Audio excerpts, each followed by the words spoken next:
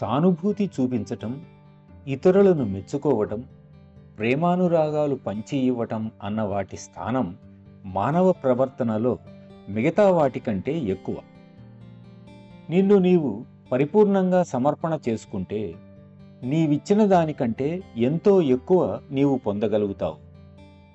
శరణాగతిలో ఉన్న సిద్ధాంతం ఇదే.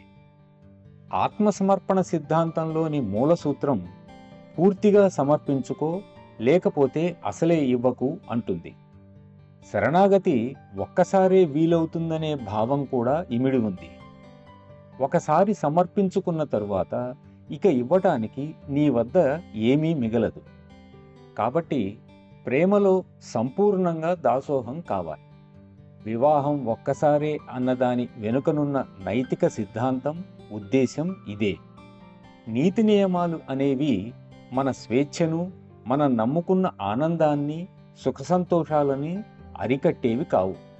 అది ఒక నియమం.